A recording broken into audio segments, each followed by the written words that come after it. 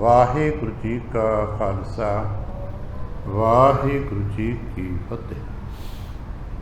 ਸਤਿਗੁਰੂ ਪਾਤਸ਼ਾਹ ਸਾਹਿਬ ਜੀ ਦੇ ਪਾਵਨ ਦਰਬਾਰ ਦੀਆਂ ਹਾਜ਼ਰੀਆਂ ਭਰਦਿਆਂ ਗੁਰੂ ਪਾਤਸ਼ਾਹ ਸਾਹਿਬ ਜੀ ਦੇ ਆਪਣੇ ਹੀ ਨਿਜ ਪਾਵਨ ਸਰੂਪ ਸ਼ਬਦ ਨਾਲ ਚਿਤ ਲਾ ਕੇ ਜਦ ਆਪ ਸਾਵਧਾਨ ਤੇ ਇਕਾਗਰ ਚੀਤ ਹੋਏ ਜੁੜ ਮਿਲ ਬੈਠੇ ਹੋ, ਪਾਤਸ਼ਾਹ ਗੁਰਦੇਵ ਜੀ ਦੀਆਂ ਬੇਅੰਤ ਮਹਿਰਮਤਾਂ ਤੇ ਵਡਿਆਈਆਂ ਜੋ ਸਤ ਸੰਗਤ ਵਿੱਚ ਸਦਾ ਵਰਤਦੀਆਂ ਨੇ, ਆਪ ਉਹਨਾਂ ਦੇ ਸਾਂਝੀ ਤੇ ਧਾਰਨੀ ਹੋਏ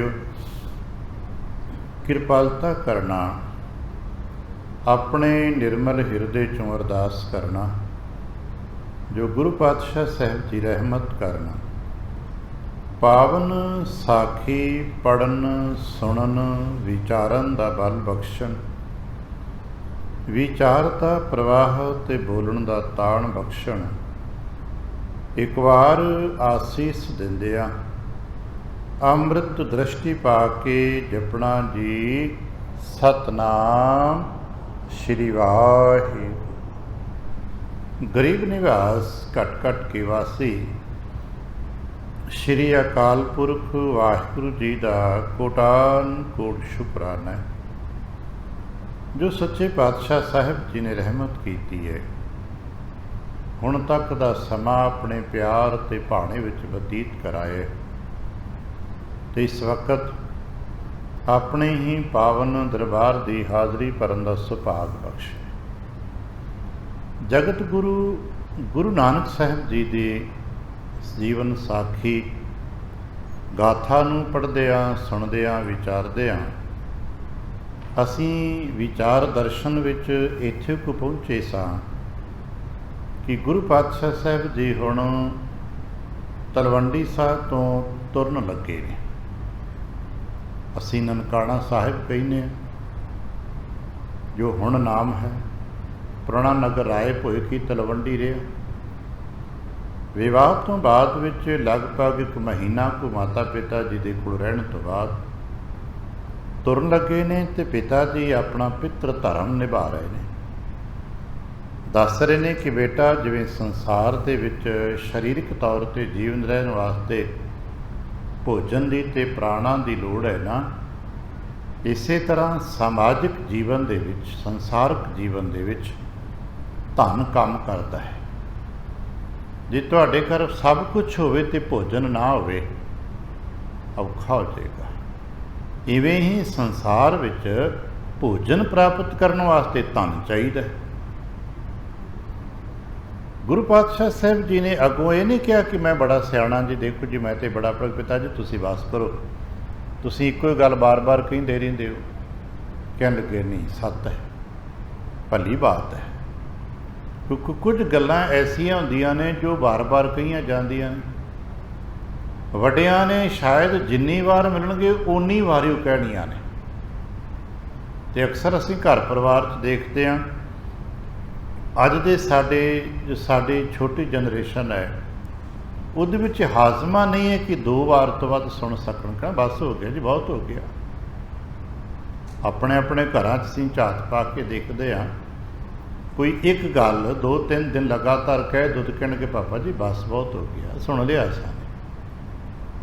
ਪਰ ਗੁਰੂ ਪਾਤਸ਼ਾਹ ਨੇ ਐਸਾ ਨਹੀਂ ਕਿਹਾ। ਪਿਤਾ ਜੀ ਹਰ ਵਾਰੀ ਕਹਿੰਦੇ ਨੇ, ਜਦੋਂ ਪਹਿਲਾਂ ਦੇਖਦੇ ਸਾਂ ਮਿਲਦੇ ਨੇ ਉਦੋਂ ਕਹਿੰਦੇ ਨੇ।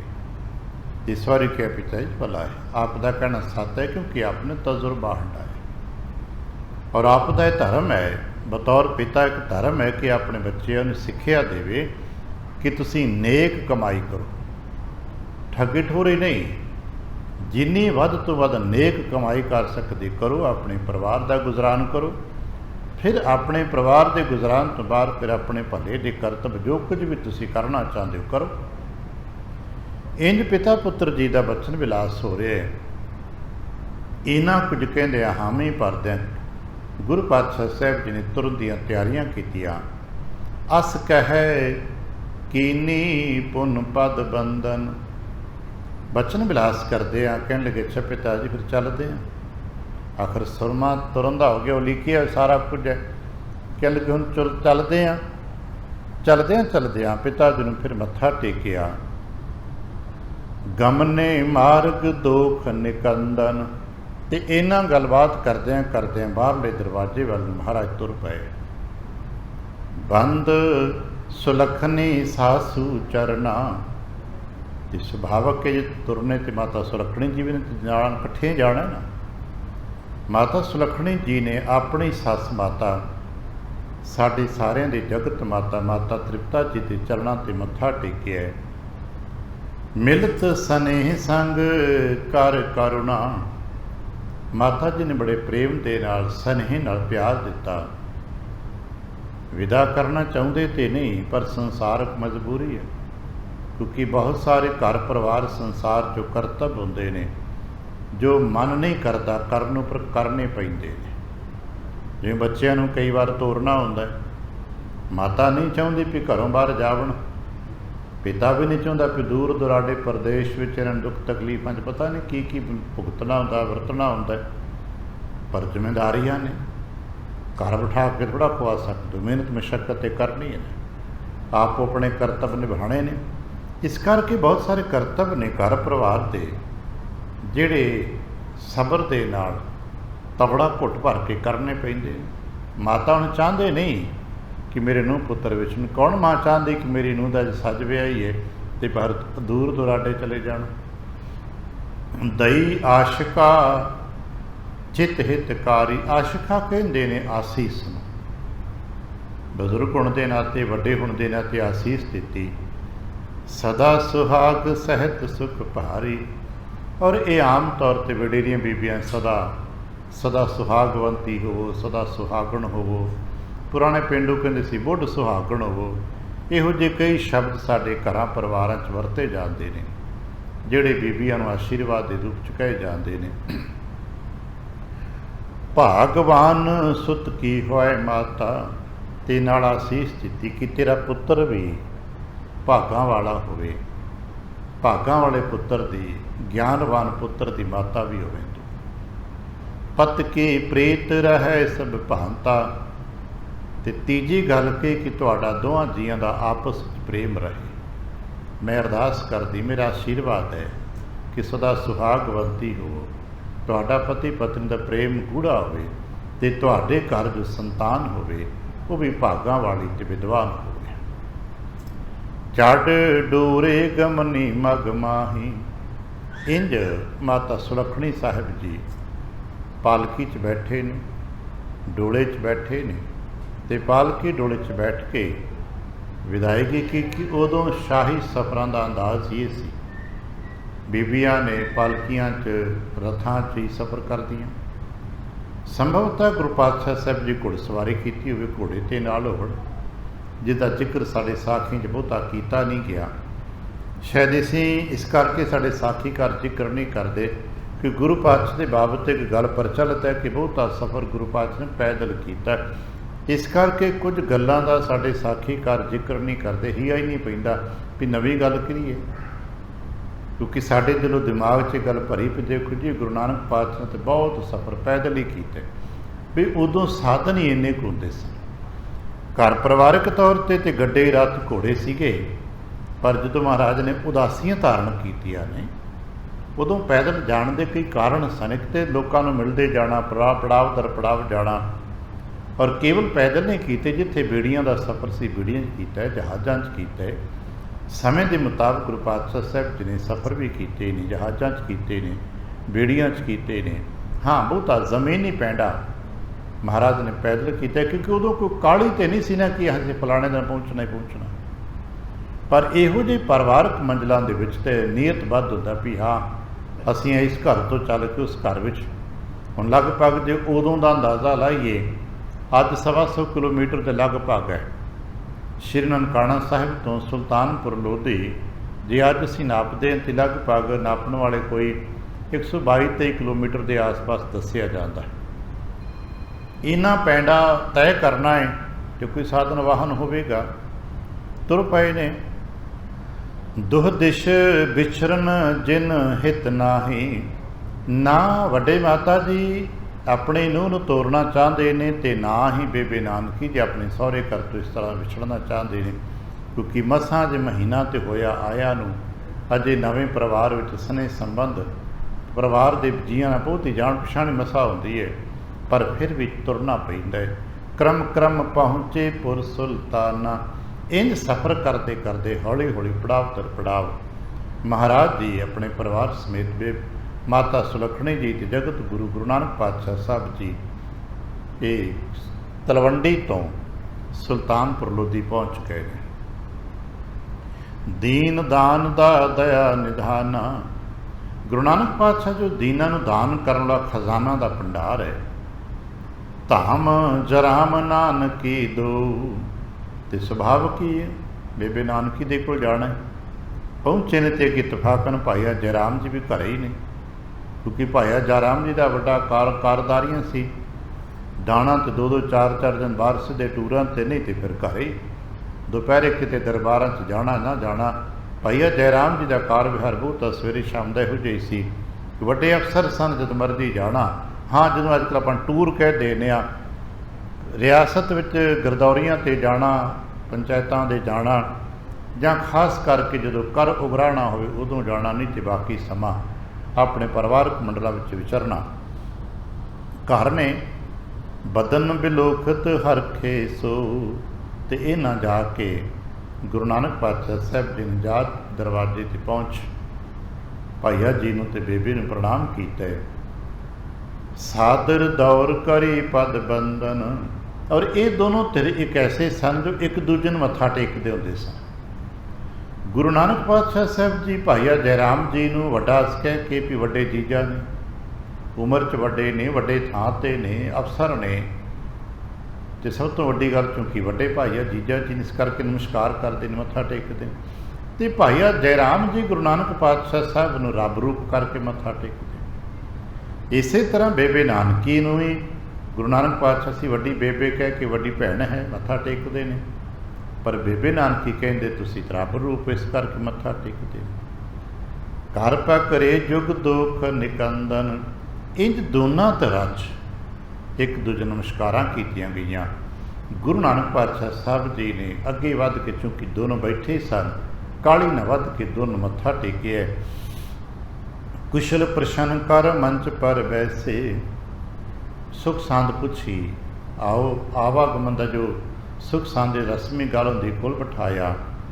ਦੁਆ ਸੁਸਾਸੋ ਨਹਿਰ ਸੰਦੇਸ਼ੇ। ਤੇ ਪੇਕਿਆਂ ਦੀ ਸੁਖ ਸੰਦ ਬੇਬੇ ਨੇ ਪੁੱਛੀ। ਪਾਤਸ਼ਾਹ ਸਾਹਿਬ ਜੀ ਨੇ ਆਪਣੇ ਪਰਿਵਾਰ ਦੀ, ਮਾਤਾ ਦੀ, ਪਿਤਾ ਦੀ ਸਾਰੀ ਸੁਖ ਸੰਦ ਗੱਲਬਾਤ ਕੀਤੀ। ਬਾਹਰ ਸੁਲੱਖਣੀ ਪ੍ਰਵਸ਼ੀ ਸਦਨਾ। ਤੇ ਇਹਦੇ ਨਾਲ ਹੀ, ਕਿਉਂਕਿ ਮਾਤਾ ਸੁਲੱਖਣੀ 'ਚ ਵੀ ਗ੍ਰਹਿ ਪ੍ਰਵੇਸ਼ ਕੀਤਾ ਉਹਨੇ। ਵਿਕਸਿਓ ਕਮਲ ਨਾਨਕੀ ਬਦਨਾ। ਆਪਣੀ ਭਰਜਾਈ ਨੂੰ ਇਸ ਰੂਪ 'ਚ ਦੇਖ ਕੇ, ਆਪਣੇ ਘਰ ਇਸ ਤਰ੍ਹਾਂ ਪਹਿਲੀ ਵਾਰ ਆਏ ਨੂੰ ਦੇਖ ਕੇ ਬੇਬੇ ਨਾਨਕੀ ਜੀ ਦਾ ਚਿਹਰਾ ਤੇ ਮਾਨੋ ਕਮਲ ਵਾਂਗ ਖਿਲ ਗਿਆ ਹੋਵੇ। ਬੰਧਨ ਕਰਤ ਲੀਨ ਗਲ ਲਾਈ। ਮਾਤਾ ਸੁਲੱਖਣੀ ਜੀ ਬੇਬੇ ਨਾਨਕੀ ਉਮਰ 'ਚ ਵੱਡੇ ਨੇ, ਨਨਾਣ ਨੇ, ਮੱਥਾ ਟੇਕ ਰਹੇ ਨੇ, ਪਰ ਇਹਨਾਂ ਨੇ ਮੱਥਾ ਟੇਕਣ ਤੋਂ ਪਹਿਲਾਂ ਗਲਵਕੜੀ 'ਚ ਲੈ ਲਿਆ, ਗਲ ਲਾ ਲਿਆ। ਜਨਮ ਰੰਕ ਜੋ ਨਵ ਨਿਧ ਪਾਈ। ਮਾਨੋ ਕਿਸੇ ਗਰੀਬ ਨੂੰ ਕੋਈ ਖਜ਼ਾਨਾ ਮਿਲ ਗਿਆ ਹੋਵੇ, ਕਿਉਂਕਿ ਬੇਬੇ ਨਾਨਕੀ ਜੀ ਬਹੁਤ ਪਿਆਰ ਕਰਦੇ ਨੇ ਗੁਰੂ ਨਾਨਕ ਪਾਤਸ਼ਾਹ ਸਾਹਿਬ ਜੀ ਨੂੰ। ਅਤੇ ਮਾਤਾ ਸੁਲੱਖਣੀ ਜੀ ਨੂੰ ਚਰਨਾਂ 'ਤੇ ਝੁਕਣ ਨਹੀਂ ਦਿੱਤਾ, ਬਲਕਿ ਗਲਵਕੜੀ 'ਚ ਲੈ ਲਿਆ। ਪੀੜਾ ਸੁੰਦਰ ਦਸਦਨ ਦਸਾਵਾ। ਅਤੇ ਆਪਣੇ ਕੋਲ ਹੀ ਬੈਠਣ ਵਾਸਤੇ ਬੇਬੇ ਨੇ ਘਰ ਵਿੱਚ ਸੁੰਦਰ ਪੀੜਾ ਲਵਾਇਆ। ਬੈਠ ਗਏ ਨਨਾਣ ਭਰਜਾਈ। ਤਾਂ ਪਰ ਕਲਪਾ ਰੁਚਿਰ ਬਸਾਵਾ। ਅਤੇ ਉਹਦੇ ਉੱਤੇ ਕਲਪਾ ਕਹਿੰਦੇ ਨੇ, ਜਿਵੇਂ ਪੀੜੇ 'ਤੇ ਕੋਈ ਕੱਪੜਾ ਸੀ ਵਿਛਾ ਦੇਣੇ ਆ, ਦਰੀ ਚਾਦਰ ਵਰਗਾ, ਜਾਂ ਆਰਾਮ ਦੇ ਨਾਲ, ਵਿਅਕਤੀ ਸਤਿਕਾਰ ਦੇ ਨਾਲ ਬੈਠਣ ਵਾਸਤੇ ਸੁੰਦਰ ਆਸਨ ਵਿਛਾਇਆ ਹੈ। ਸੁਣੀਏ ਸ਼੍ਰੀ ਅੰਗਦ ਕਹਿ ਬਾਲਾ। ਭਾਈ ਬਾਲਾ ਸਾਹਿਬ ਜੀ ਕਹਿੰਦੇ ਕਿ ਮਹਾਰਾਜ ਧੰਨ ਗੁਰੂ ਅੰਗਦ ਦੇਵ ਜੀ ਗੁਰੂ ਨਾਨਕ ਪਾਤਸ਼ਾਹ ਸਾਹਿਬ ਜੀ ਦੇ ਘਰ ਪਹੁੰਚਣ ਦੀ ਖਬਰ ਬੜੀ ਛੇਤੀ ਦੇ ਨਾਲ ਆਲੇ ਦੁਆਲੇ ਫੈਲੀ, ਅਤੇ ਮੈਨੂੰ ਵੀ ਪਤਾ ਲੱਗ ਗਿਆ, ਕਿਉਂਕਿ ਇਹਨਾਂ ਦੀ ਜ਼ਿੰਮੇਵਾਰੀ ਦਿੱਤੀ ਸੀ ਕਿ ਤੁਸੀਂ ਮੋਦੀ ਖਾਨ ਦਾ ਕਾਰ ਵਿਹਾਰ ਨਿਭਾਉਣਾ, कहने लगे ज्यों ही सेवादार किसी तो गल मैनू पता लगा हट्टी ते फिर मैं भी उत्थों नठाया। कह लगे यों सुध सुन आपन तत्काला, घर पहुँचे ने क्योंकि आखिर नाल 2-4 सेवादार होंगे, कहार कम से कम 4 कहार तो होंगे ना। वैसे आम तौर पर असीं देखिए कि लंबे सफरां च घट्टो घट्ट 6 कहार चलते होंगे सन। भई 2 आराम करते जाणगे, 4 पालकी चुकते जाणगे ते 2 वारी वारी मोढा बदलते। इंज कहारां दा अपना काफला हुंदा सी, अपना सिलसिला स्टाफ कह लो, उन्हां दा ग्रुप है। वो 6 कहार लंबे काफलियां ते चलते ने। 6 कहार होणगे महाराज जी दे, अपना घोड़ा सवारी होगी, नाल कोई होर सेवादार होएगा, क्योंकि वडप्पण दा परिवारक मंडल है। तो भाई जयराम के घर भी अफसर मंडल है, उत्थे भी सेवादार होणगे। आले दो लोगों च गल फैली तो कहने लगे मैनू पता लगा, मैं भी काली काली हट्टी तो मोदी खान तो घर आ गया।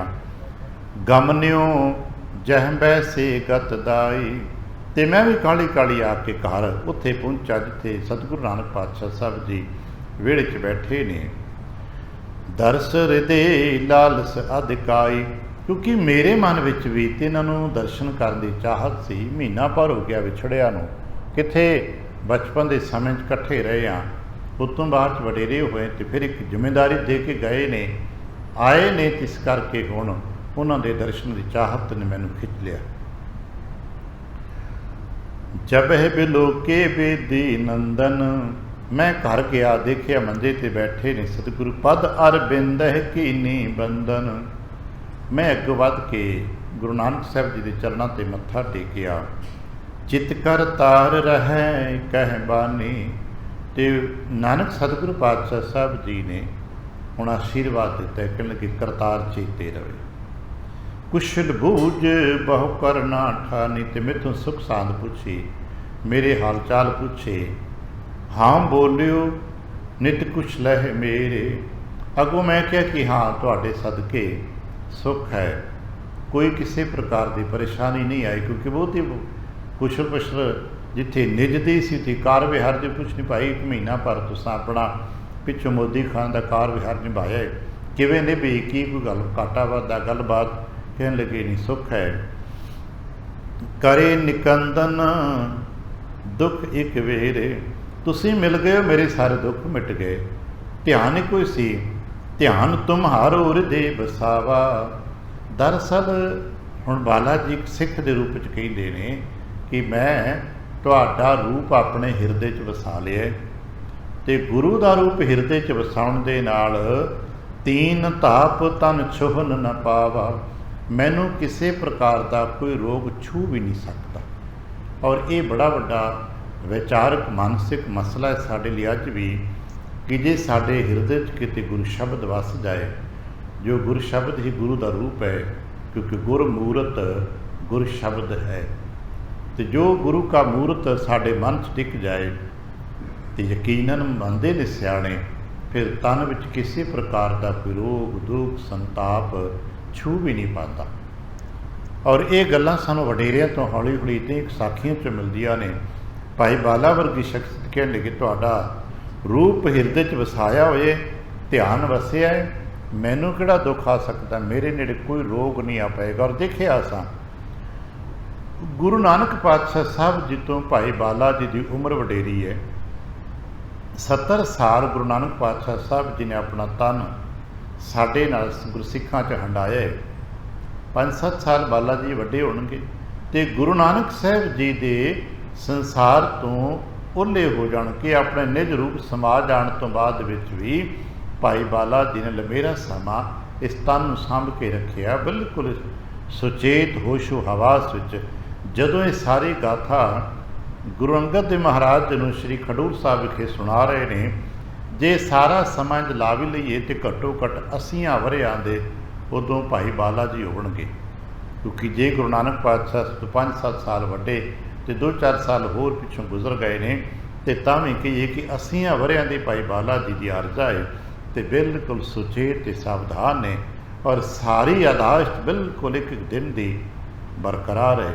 और साडा अज कथा का सिलसिला है ना, संध्या के समय का, ये कथा कहाँ का कीर्तन का सिलसिला भाई मरदाना जी तो आरंभ होया तो असीं कह सकते हैं कि कथा की कहानी सिलसिला भाई बाला जी तो खडूर साहब तो आरंभ होया।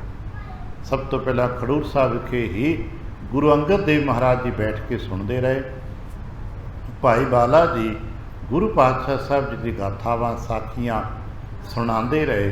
उही समा पा के फिर नाल लिखारी कलम बंद करते गए तो पहली जन्म साखी के रूप साडे को प्राप्तियां हुई।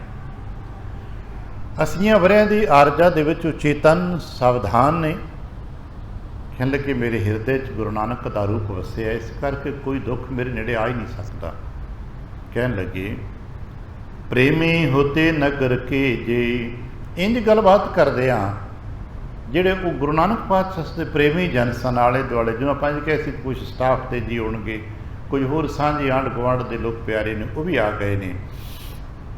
ਦਰਸ਼ਨ ਕਰਨ ਆਏ ਸਭ ਤੇ ਸਾਰੇ ਹੀ ਗੁਰੂ ਨਾਨਕ ਪਾਤਸ਼ਾਹ ਸਾਹਿਬ ਜੀ ਮਿਲਣ ਆਏ ਨੇ, ਕਿਉਂਕਿ ਵਿਵਾਹ ਤੋਂ ਬਾਅਦ ਵਿੱਚ 1 ਮਹੀਨੇ ਬਾਅਦ ਗੁਰੂ ਨਾਨਕ ਸਾਹਿਬ ਜੀ ਆਪਣੇ ਘਰ ਆਪਣੇ ਮੁਕਾਮ ਤੇ ਪਹੁੰਚੇ ਨੇ।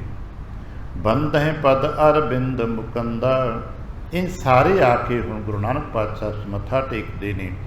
सन्मान है सबको सुख कंदा, तो गुरु नानक पातशाह साहब जी हर एक दा थाओं थाई जिमें जिमें कोई वड्डा छोटा है, रुतबे के मुताबिक है, दर्जा ब दर्जा है, सब का मान सन्मान करते ने। अस बिद बासुर सरब बितावा, इंज सारा दिन मुलाकातां करदे करदे दिन गुजर गया। भाई प्रदोख तिमर न विशावा, ते गलबात करदे दर्शन परशन करदे मुलाकातां करदे सारा दिन गुजर गया। रात आ गई नाना रस व्यंजन करवाए, ते बेबे जी ने अनेकों प्रकार दे, चूंकि अज उहदे वास्ते फिर उत्सव है, अज नवा दिन है कि अज फिर गुरु नानक पातशाह साहब जी लंबे समय बाद घर आए ने। माता सुलखणी जी नाल पहली बार परिवारक तौर पर विवाह के समय तो एक उत्सव होंदा, बाद विवाह समागम होंदा, रिश्तेदार बरादरी बहुत सारे लोग इकट्ठे होंदे ने, वो तो एक मंडल उत्सव मेला वखरा होंदा है। पर परिवारक तौर पर देखा जाए तो हुणे परिवारक मिलनी पहली है कि जिथे गुरु नानक पातशाह साहब जी ते माता सुलखणी जी, भाई जयराम जी ते बेबे नानकी जी, ये 4 जी ही बैठ के शाम का प्रशादा अपने निजी परिवारक मंडलों छकते होण। बेबे नानकी जी ने बड़े प्यार के नाल निकट नानकी बैस जिवाए, बेबे नानकी जी ने बड़े अदब ते प्यार के अपने भरा ते भरजाई में प्रशादा छकाया। इंज रैनंग सैन सैनंग पुन कीनी, रात विश्राम किया, बाहो किंकर को जिन गत दीनी। वो गुरु नानक पातशाह साहब जी जिन्हों के दर्शन मात्र के नाले पता नहीं कितने कुछ जियां का उधार हो जाता है। सभा जाम निस तजी गुड़ा काड़, और असीं सदा तो पढ़ते सुनते हैं कि सवा पै रात रहिंदे गुरु महाराज दसे पातशाहियां अपना बिस्तर आसन त्याग दिंदे सन। उठे शांति दा दर्शन जाका, शांति दा मतलब है शांति देन वाले, शांति का दान देने वाले गुरु नानक साहब जी स्नान पान। सब है सोच सो की निशनाना, स्नान पान किते आसन पर बैसे निज ध्याना, ते सानू जिवें हुक्म अगे जाके किया ना, गुर सतगुर का जो सिख आ खाए सो भड़ के उठ और नाम ते आए, ये आप करके दिखाया। सारियां साखियां जिन्नियां असीं जगत गुरु गुरु नानक साहब जी तो लैके पातशाह दशमेश तक जी तक पढ़ते सुनते हैं, जदों भी किते अमृत वेले रात्रि का जिक्र आता है, यही पता मिलता है कि महाराज सारे दसे पातशाहियां सवा पहर रात रहिंदी बिस्तर त्याग देंदे, इशनान पान करते, ते बाकी समा अपने निज समाधि च बैठ जाते। निज समाधि च बैठ के साडे लई हुक्म है तुसीं गुरु का ध्यान धरिया करो, वाहिगुरू जी का सिमरन करिया करो। पर अपने वास्ते की करते होणगे, क्योंकि असीं ते गुरु का ध्यान धर लांगे। हुण गुरु किहदा ध्यान धरेगा? सियाणे दार्शनिक कहंदे कि वह अपने निज स्वरूप दे टिक जाते, जिन्होंने कहते हैं निज स्वरूप के ध्यान च, अपने ही स्वै स्वरूप च टिक जाना। दुनिया कुछ होर है ही नहीं। असीं कहांगे तू ही है तू होवनहार, क्योंकि सानू ये नहीं पता कि गुरु पातशाह साहब के मानसिक मंडल च की कुछ होंदा है, उन्होंने रूहानी मंडल की अवस्थावां ने, ये बारे सानू तो कुछ नहीं पता ना। पर इतना पता जरूर लगता है कि साडे वास्ते मत समझाने वास्ते ਗੁਰੂ ਪਾਤਸ਼ਾਹ ਸਦਾ ਹੀ ਸਵਾ ਪਹਿਰਾਤਰੀ ਇਸ਼ਨਾਨ ਪਾਨ ਕਰਕੇ ਫਿਰ ਆਪਣੇ ਨਿਜ ਸਰੂਪ ਦੇ ਧਿਆਨ 'ਚ ਚੌਕੜਾ ਲਗਾ ਕੇ ਸਾਵਧਾਨ ਸੁਚੇਤ ਬੈਠ ਜਾਣਾ। ਅਜੇ ਤੇ ਬਾਹਰ ਦਰਬਾਰੀ ਹਾਲਾਤ ਨਹੀਂ ਸਨ। ਬਾਅਦ ਵਿੱਚ ਤੀਜੀ ਚੌਥੀ ਪਾਤਸ਼ਾਹੀ ਤੋਂ ਬਾਅਦ ਜਦੋਂ ਬਾਹਰ ਦਰਬਾਰ ਖੁੱਲ੍ਹੇ ਸੱਜਣ ਲੱਗ ਪਏ ਸਨ ਅਤੇ ਉਦੋਂ ਦਾ ਅਸੀਂ ਧਰਮਸ਼ਾਲਾ ਦੇ ਮੁਕਾਮ 'ਤੇ ਸਿੱਖਾਂ ਨੇ ਬੈਠ ਕੇ ਕੀਰਤਨ ਆਸਾ ਕੀ ਵਾਰ ਆਰੰਭ ਕਰ ਦੇਣਾ ਅਤੇ ਮਹਾਰਾਜ ਨੇ ਇਸ਼ਨਾਨ ਕਰਕੇ ਪਹਿਲਾਂ ਆਪਣੇ ਨਿੱਜ ਜੋ ਨਿੱਜ ਘਰ ਕਮਰਾ ਕਹਿ ਸਕਦੇ ਨਿੱਜ ਘਰ ਵਿੱਚ ਉੱਥੇ ਧਿਆਨ 'ਚ ਬੈਠਣਾ। ਜਦੋਂ ਪ੍ਰਭਾਤ ਤੋਂ ਜਾਣੀ ਲੋ ਲੱਗ ਜਾਣੀ ਵੀ ਸੂਰਜ ਨਹੀਂ ਚੜ੍ਹਿਆ ਅਜੇ ਪਰ ਅੰਧਕਾਰ ਹੁਣ ਬਾਕੀ ਨਹੀਂ ਹੈ, ਜਦੋਂ ਬਿਨਾਂ ਕਿਸੇ ਲਾਈਟ ਤੋਂ ਤੁਸੀਂ ਸਫ਼ਰ ਕਰ ਸਕਦੇ ਹੋ, ਪ੍ਰਭਾਤ ਜਿਹਨੂੰ ਕਹਿੰਦੇ ਪਉ ਪਟਾਲਾ ਹੋ ਜਾਣਾ, ਅੰਧਕਾਰ ਮਿਟ ਜਾਣਾ, ਉਦੋਂ ਮਹਾਰਾਜ ਨੇ ਆਪਣੇ ਆਸਨਾਂ ਤੋਂ ਉੱਠਣਾ ਅਤੇ ਦਰਬਾਰ ਵਿੱਚ ਜਿੱਥੇ ਪਿਆਰੇ ਗੁਰਸਿੱਖ ਕੀਰਤਨ ਕਰ ਰਹੇ ਹੋਣੇ ਉੱਥੇ ਆਪਣੇ ਵਿਛੇ ਹੋਏ ਆਸਨ 'ਤੇ ਆਣ ਕੇ ਬੈਠ ਜਾਣਾ। ਮਹਾਰਾਜ ਨੇ ਆਉਣਾ ਅਤੇ ਉਦੋਂ ਕੀਰਤਨ ਪਿਆਰਿਆਂ ਨੂੰ ਰੋਕ ਲੈਣਾ, ਉੱਠ ਕੇ ਨਮਸਕਾਰ ਕਰਨੀ ਸਾਰੀ ਸੰਗਤ ਨੇ, ਫਿਰ ਮਹਾਰਾਜ ਦੀ ਆਗਿਆ ਲੈ ਕੇ ਫਿਰ ਕੀਰਤਨ ਆਰੰਭ ਹੋਣਾ। ਜੋ ਪਰੰਪਰਾਗਤ ਸੀਨਾ ਬਸੀਨਾ ਅੱਜ ਵੀ ਅਸੀਂ ਸੁਣਦੇ ਹਾਂ, ਆਸਾ ਕੀ ਵਾਰ ਦਾ ਕੀਰਤਨ ਦਰਬਾਰ ਸਾਹਿਬ ਆਰੰਭ ਹੋ ਜਾਂਦਾ। ਜਦੋਂ ਲੋ ਲੱਗ ਜਾਂਦੀ ਪ੍ਰਭਾਤ ਦਾ ਸਮਾਂ ਹੋ ਜਾਂਦਾ, ਮਹਾਰਾਜ ਜੀ ਆਪਣੇ ਨਿਜ ਆਸਨ ਤੋਂ ਜੋ ਵਿਸ਼ਰਾਮ ਸਥਲ ਹੈ ਜਿਹਨੂੰ ਆਪਾਂ ਸੁਖ ਆਸਨ ਕਹਿ ਦਿੰਦੇ ਹਾਂ, ਉਹ ਅੱਜ ਕੱਲ੍ਹ ਸ਼੍ਰੀ ਕੇਸ਼ਗੜ੍ਹ ਅਕਾਲ ਤਖ਼ਤ ਸਾਹਿਬ ਦੇ ਵਿੱਚ ਮੌਜੂਦ ਹੈ। ਉੱਥੋਂ ਆਪਣੇ ਪਿਆਰਿਆਂ ਦੀ ਸੇਵਾ ਲੈਂਦੇ ਆਪਣੇ ਦਰਬਾਰ 'ਚ ਆਉਂਦੇ ਨੇ। ਜਦੋਂ ਮਹਾਰਾਜ ਜੀ ਦਰਬਾਰ 'ਚ ਦਾਖਲ ਹੁੰਦੇ ਨੇ ਸਾਰੇ ਕੀਰਤਨੀਏ ਸਮੇਤ ਸੰਗਤ ਉੱਠ ਕੇ ਮਹਾਰਾਜ ਨੂੰ ਨਮਸਕਾਰ ਕਰਦੀ ਹੈ। ਮਹਾਰਾਜ ਆਸਨ 'ਤੇ ਬੈਠਦੇ ਨੇ ਅਤੇ ਫਿਰ ਮਹਾਰਾਜ ਕੀ ਆਗਿਆ ਦੇ ਨਾਲ ਕੀਰਤਨ ਆਰੰਭ ਹੁੰਦਾ ਹੈ। ਜੋ ਸ਼੍ਰੀ ਮੁਖ ਵਾਕ ਹੈ ਸਾਡੇ ਲਈ ਮਹਾਰਾਜ ਕੀ ਆਗਿਆ ਹੁੰਦੀ ਹੈ ਅਤੇ ਮਹਾਰਾਜ ਕੀ ਆਗਿਆ ਦੇ ਨਾਲ ਸ਼੍ਰੀ ਮੁਖ ਵਾਕ ਤੋਂ ਬਾਅਦ ਫਿਰ ਕੀਰਤਨ ਆਰੰਭ ਹੋ ਜਾਂਦਾ ਹੈ ਅਤੇ ਦਰਬਾਰ ਦੀ ਕਾਰਵਾਈ ਫਿਰ ਨਿਰੰਤਰ ਚੱਲਦੀ ਰਹਿੰਦੀ ਹੈ। ਇਹ ਪ੍ਰਾਚੀਨ ਸਰੂਪ ਰਿਹਾ ਹੈ। ਜਦੋਂ ਅਜੇ ਇਹ ਦਰਬਾਰਾਂ ਦਾ ਮੰਡਲ ਨਹੀਂ ਸੀ ਉਦੋਂ ਮਹਾਰਾਜ ਨਿਜ ਸਰੂਪ 'ਚ ਪਉ ਪਟਾਲੇ ਤੱਕ ਦਿਨ ਚੜ੍ਹੇ ਤੱਕ ਬੈਠਦੇ ਅਤੇ ਜਦੋਂ ਦਿਨ ਚੜ੍ਹਦਾ ਫਿਰ ਆਪਣੇ ਹੋਰ ਜੋ ਨਿੱਜੀ ਕਾਰ ਵਿਹਾਰ ਪਰਿਵਾਰਕ ਹੁੰਦੇ ਨੇ, ਸਮਾਜਿਕ ਹੁੰਦੇ ਨੇ, ਜੋ ਕੀਰਤਨ ਸੰਬੰਧ ਰੱਖਦੇ ਸਨ ਉਹਨਾਂ ਵੱਲ ਧਿਆਨ ਕਰਦੇ, ਜਿਹਨੂੰ ਕਹਿੰਦੇ ਨੇ ਤਿਮਰ ਨਸੇ ਹੋਈ ਜਬ ਭੋਰਾ। ਜਦੋਂ ਅੰਧਕਾਰ ਮਿਟ ਗਿਆ ਭੋਰ ਹੋ ਗਈ ਪਾ ਸੂਰਜ ਚੜ੍ਹ ਗਿਆ, ਗਵਨੇ ਬਹੁਰ ਨਿਖਦਿਆ ਓਰਾ। ਫਿਰ ਤਿਆਰ ਬਰ ਤਿਆਰ ਹੋ ਕੇ ਜੋ ਬਾਜ਼ਾਰ ਦੇ ਸਮੇਂ ਦੇ ਮੁਤਾਬਕ ਵਸਤਰ ਆਦਿਕ ਦੁਕਾਨਾਂ ਦੇ ਮੁਤਾਬਕ ਬਾਜ਼ਾਰ ਦੇ ਨੇ ਤਿਆਰ ਬਰ ਤਿਆਰ ਨਿਖਦਿਆ ਕਹਿੰਦੇ ਨੇ, ਜਿੱਥੇ ਅੱਜ ਆਪਾਂ ਹਾਟੀ ਕਹਿਣ ਲੱਗ ਪਏ ਹਾਂ, ਬਾਜ਼ਾਰ ਦਾ ਕਿਰਤ ਮੁਕਾਮ ਹੈ। ਆਪਣੀ ਹੱਟੀ 'ਤੇ ਆ ਗਏ ਨੇ, ਆਪਣੇ ਮੁਕਾਮ 'ਤੇ ਪਹੁੰਚ ਗਏ ਨੇ।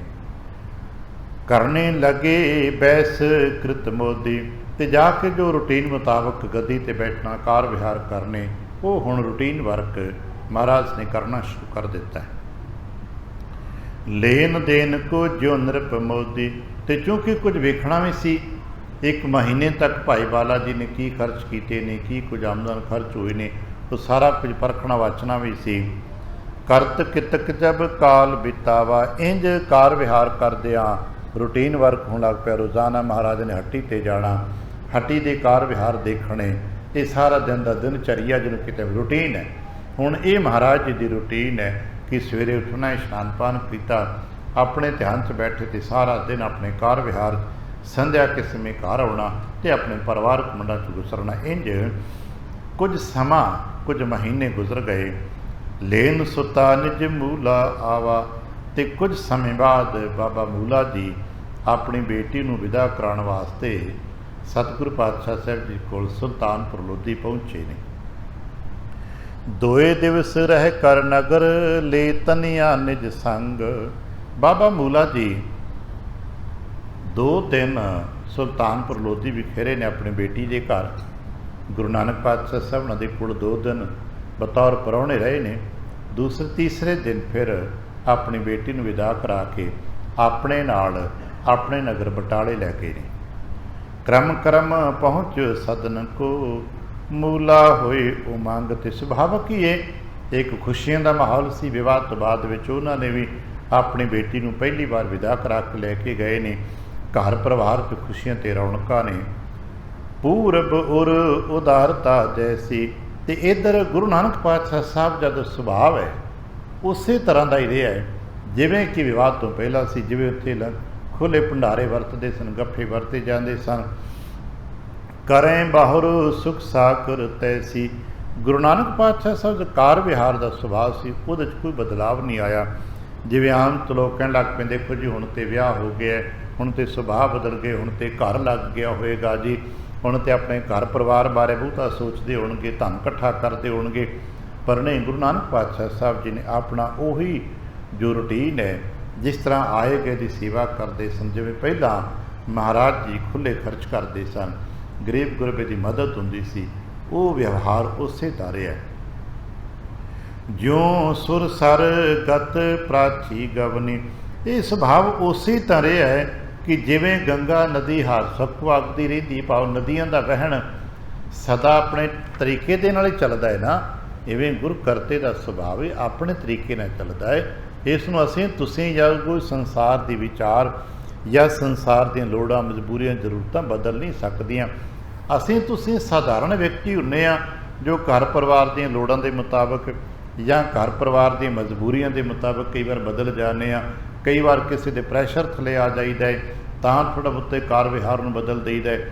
ਪਰ ਗੁਰੂ ਨਾਨਕ ਪਾਤਸ਼ਾਹ ਸਾਹਿਬ ਜੀ ਤੇ ਮੁਕਤ ਸਰੂਪ ਨੇ, ਜਿੱਥੇ ਆਪ ਮੁਕਤ ਨੇ, ਦੂਜਿਆਂ ਨੂੰ ਮੁਕਤੀ ਦਾ ਦਾਨ ਦਿੰਦੇ। ਅਸੀਂ ਲੋਕ ਸਮਝਦੇ ਕਿ ਮਰਨ ਮੁਕਤੀ ਨਹੀਂ, ਇਹੀ ਤੇ ਮੁਕਤੀ ਗੁਰੂ ਨਾਨਕ ਪਾਤਸ਼ਾਹ ਨੇ ਦਿੱਤੀ ਕਿ ਭਾਈ ਜੋ ਪ੍ਰੈਸ਼ਰ ਤੋਂ ਮੁਕਤ ਹੋ ਕੇ ਕੰਮ ਕਰੋ, ਜੋ ਤੁਸੀਂ ਕਰਦੇ ਹੋ ਖੁਸ਼ੀ ਨਾਲ ਕਰੋ, ਪ੍ਰੇਮ ਦੇ ਨਾਲ ਕਰੋ, ਅਤੇ ਉਸੇ ਉਤਸ਼ਾਹ ਨਾਲ ਕਰੋ ਜੋ ਤੁਹਾਡਾ ਆਪਣਾ ਜਿਤਨਾ ਵੀ ਹੈ। ਇਹ ਨਹੀਂ ਕਿਸੇ ਵੇਖੋ ਵੇਖੀ ਕਿਸੇ ਦਾ ਮਹਿਲ ਵੇਖ ਕੇ ਆਪਣੀ ਕੁੱਲੀ ਢਾ ਲਈਏ ਨਾ ਭਾਈ, ਅਗਰ ਸਾਡੀ ਕੁੱਲੀ ਹੈ ਤਾਂ ਉਸੇ ਉਤਸ਼ਾਹ ਮੁਤਾਬਕ ਵਰਤੀਏ। ਗੁਰੂ ਨਾਨਕ ਪਾਤਸ਼ਾਹ ਉਸੇ ਤਰ੍ਹਾਂ ਵਰਤ ਰਹੇ ਨੇ। ਕਬਹਿ ਨਾ ਬਿਹਰ ਹੈ ਪਸ਼ਚਮ ਆਵਨੀ, ਜਿਵੇਂ ਗੰਗਾ ਕਦੇ ਪਸ਼ਚਮ ਨੂੰ ਨਹੀਂ ਚੱਲਦੀ, ਇਵੇਂ ਗੁਰੂ ਦਾ ਸੁਭਾਅ ਵੀ ਕਦੇ ਨਹੀਂ ਬਦਲਦਾ। ਇਹਨਾਂ ਦਾ ਸੁਭਾਅ ਹੀ ਪਰਉਪਕਾਰ ਵਾਲਾ ਹੈ। ਜਿਉਂ ਸੂਰਜ ਕੋ ਧਰਮ ਸੁਹਾਵਨ, ਕਹਿੰਦੇ ਜਿਵੇਂ ਸੂਰਜ ਦਾ ਧਰਮ ਸਦਾ ਸੋਹਣੇ ਲੱਗਣਾ ਹੈ, ਪ੍ਰਕਾਸ਼ਿਤ ਕਰਨਾ ਹੈ, ਹਰ ਇੱਕ ਜੀਅ ਨੂੰ ਅੰਧਕਾਰ 'ਚੋਂ ਕੱਢ ਕੇ ਰੋਸ਼ਨੀ ਦੇਣੀ ਹੈ। ਸਦਾ ਤਿਮਰ ਕੋ ਕਰਹਿ ਨਸਾਵਨ, ਸੂਰਜ ਦੇ ਚੜ੍ਹਨ ਦੇ ਨਾਲ ਜਿਵੇਂ ਅਗਿਆਨਤਾ ਦਾ ਸੰਸਾਰ ਦਾ ਹਨੇਰਾ ਮਿਟਦਾ ਹੈ, ਇਵੇਂ ਗੁਰੂ ਦੇ ਸਦਕੇ ਅਗਿਆਨਤਾ ਦਾ ਹਨੇਰਾ ਮਿਟਦਾ ਹੈ। ਦੋਨਾਂ ਦਾ ਸੁਭਾਅ ਇੱਕੋ ਜਿਹਾ ਹੀ ਹੈ। ਜਿਉਂ ਸੁਰ ਤਰ ਕੋ ਸੁਭਾਗ ਸੁਭਾਉ, ਕਹਿੰਦੇ ਕਿ ਰੁੱਖ ਹੋਇਆ ਹੈ ਸੁਰਤਰ, ਆਮ ਤੌਰ 'ਤੇ ਕਲਪ ਬ੍ਰਿਖ ਵੀ ਕਹਿੰਦੇ ਨੇ। ਕਹਿੰਦੇ ਜਿਵੇਂ ਸੁਣਿਆ ਅਸਾਂ ਵੀ ਕਲਪ ਬ੍ਰਿਖ ਦੇ ਹੇਠਾਂ ਕੋਈ ਚਲਾ ਜਾਏ ਅਤੇ ਜੋ ਮੰਗੇ ਉਹ ਮਿਲਦਾ ਹੈ। ਕਲਪ ਬ੍ਰਿਖ 'ਤੇ ਸਭ ਸੁਣਿਆ ਕਿ ਨਹੀਂ, ਪਰ ਜੋ ਗੁਰੂ ਨਾਨਕ ਦੇ ਦਰ 'ਤੇ ਆ ਜਾਂਦਾ ਉਹਦੀ ਇੱਛਾ ਜ਼ਰੂਰ ਪੂਰੀ ਹੁੰਦੀ। ਜਾਚੇ ਛੂਛਾ ਛੂਰ ਨਾ ਕਾਉ, ਜਿਸ ਨੇ ਜੋ ਕੁਛ ਵੀ ਮੰਗਿਆ ਗੁਰੂ ਨਾਨਕ ਨੇ ਖਾਲੀ ਨਹੀਂ ਰੱਖਿਆ, ਉਹਨੂੰ ਭਰ ਕੇ ਭੇਜਿਆ। ਇੰਝ ਤਿਉਂ ਜੋ ਕਰਹਿ ਅਰਥ ਨਾ ਰੰਕਾ, ਗੁਰੂ ਨਾਨਕ ਪਾਤਸ਼ਾਹ ਸਾਹਿਬ ਜੀ ਕਲਕ ਜੋ ਕਿਸੇ ਵੀ ਕਿਸੇ ਜੀ ਨੇ ਅਰਥਨਾ ਕਹਿੰਦੇ ਜਿਹਨੂੰ ਅੱਜ ਕੱਲ੍ਹ ਆਪਾਂ ਪ੍ਰਾਰਥਨਾ ਕਹਿੰਦੇ ਨੇ, ਜ਼ਰੂਰਤ ਵਾਲੇ ਨੇ, ਅਰਥ ਦੀ ਜ਼ਰੂਰਤ ਪਰ ਸੰਸਾਰ ਦੇ ਲੋੜਵੰਦ ਵਿਅਕਤੀ ਜੋ ਅਰਦਾਸ ਕਰਦੇ ਨੇ ਉਹ ਅਰਥਨਾ ਆਉਂਦੀ ਹੈ।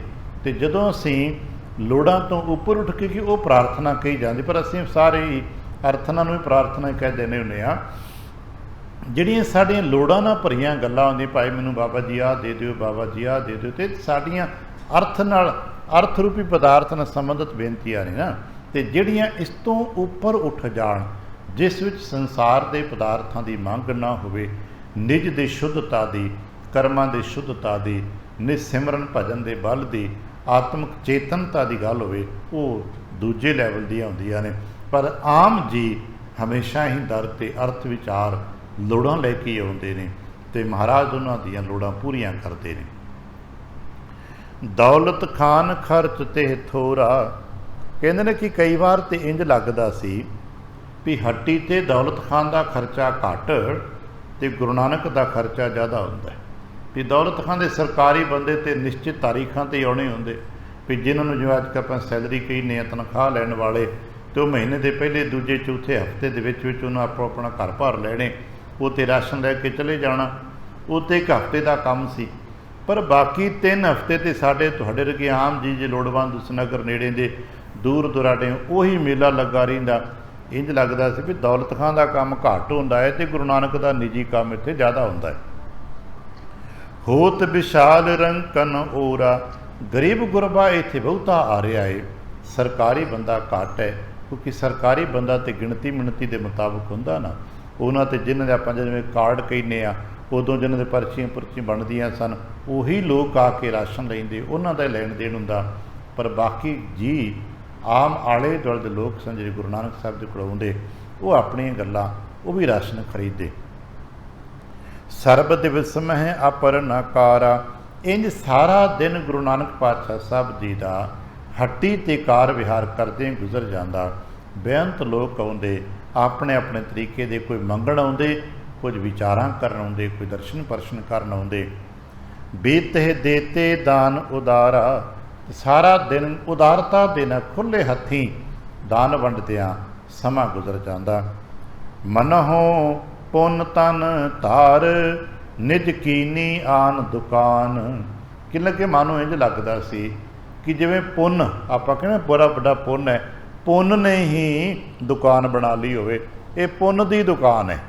लगता सी कहण नूं कागजां ते दौलत खान दी मोदी दी हट्टी है, पर किथे ते पुन दी दुकान सी।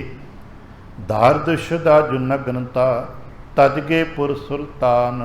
ते गुरु नानक पातशाह साहब जी रहम दे सदके गरीबी भुख नंग मानो सुल्तानपुर चों बाहर निकल गई है।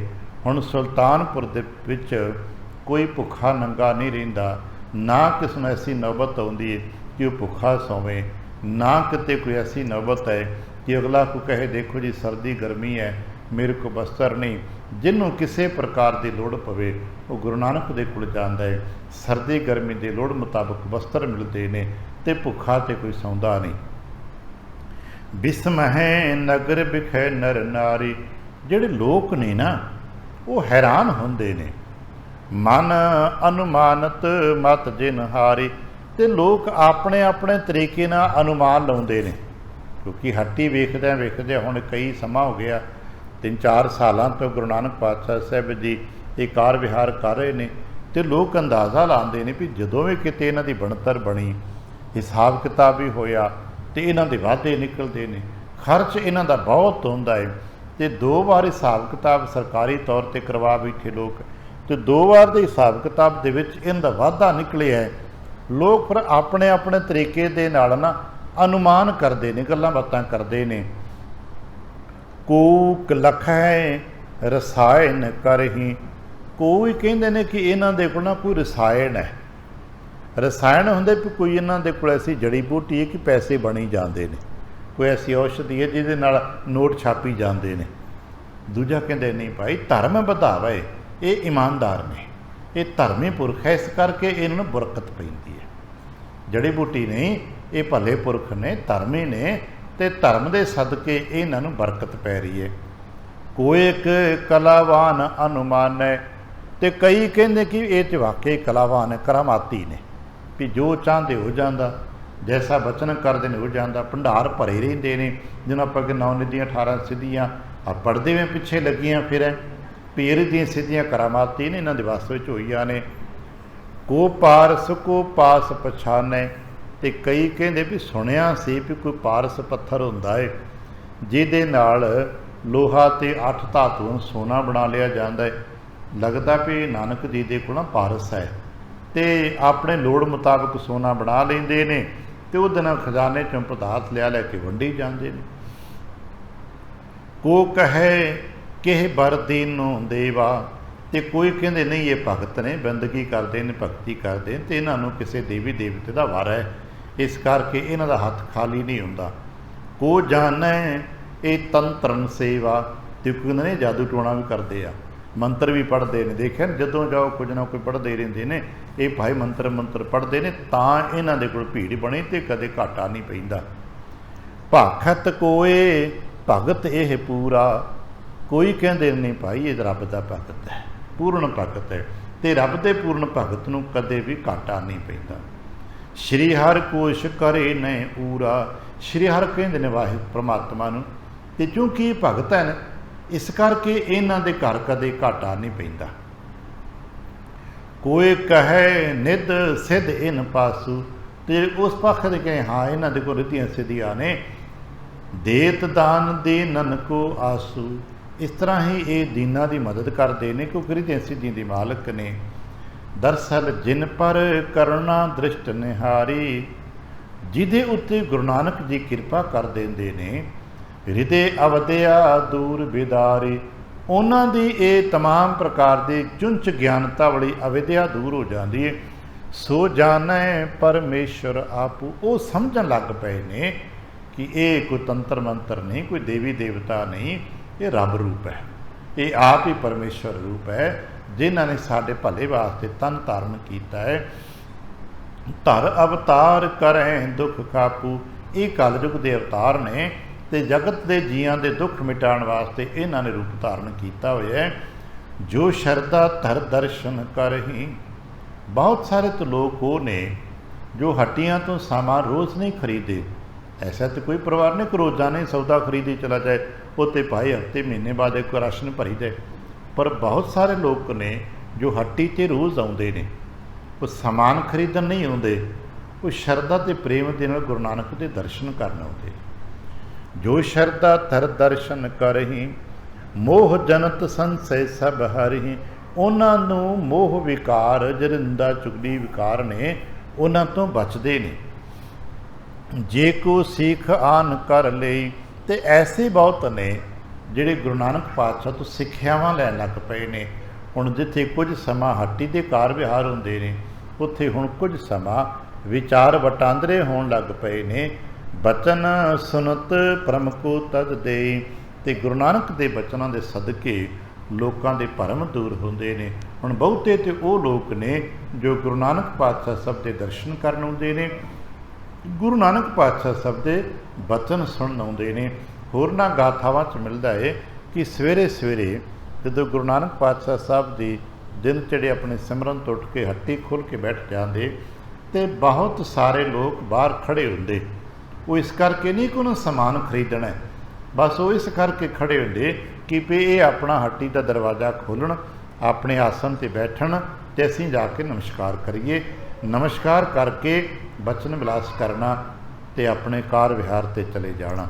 ਜਿਹੜੇ ਜਿਹੜੇ ਇਸ ਤਰ੍ਹਾਂ ਕਰਨ ਲੱਗ ਪਏ, ਉਹਨਾਂ ਦੇ ਕਾਰਜ ਰਾਸ ਹੋਣ ਲੱਗ ਪਏ। ਫਿਰ ਪ੍ਰਚਲਿਤ ਹੀ ਹੋ ਗਿਆ ਵੀ ਜਿਹਨੂੰ ਕੋਈ ਦੁੱਖ ਤਕਲੀਫ ਹੋਵੇ, ਕਿਸੇ ਕੰਮ 'ਤੇ ਜਾਣਾ ਹੋਵੇ, ਤਾਂ ਭਾਈ ਨਾਨਕ ਦੇ ਦਰਸ਼ਨ ਕਰਕੇ ਜਾਓ। ਜਿਵੇਂ ਕੋਈ ਬਚਨ ਲੈ ਕੇ ਜਾਂਦੇ, ਅੱਜ ਵੀ ਕਈਆਂ ਥਾਵਾਂ 'ਤੇ ਦੇਖਿਆ, ਬਾਬਾ ਜੀ ਬਚਨ ਕਰ ਦਿਓ ਸਾਡਾ ਕੰਮ ਹੋ ਜਾਏ। ਅੱਜ ਵੀ ਦੇਖਿਆ ਹੁਣ ਲੋਕ ਆਉਂਦੇ ਨੇ, ਬਾਬਾ ਜੀ ਬਚਨ ਕਰ ਦਿਓ ਸਾਡਾ ਕੰਮ ਹੋ ਜਾਏ। ਇੰਝ ਬਹੁਤ ਸਾਰੇ ਗੁਰੂ ਨਾਨਕ ਦੇ ਬਚਨ ਵਿਲਾਸ ਦਿੰਦੇ ਨੇ। ਇੰਝ ਸਮਾਂ ਗੁਜ਼ਰਦਾ ਜਾਂਦਾ ਹੈ।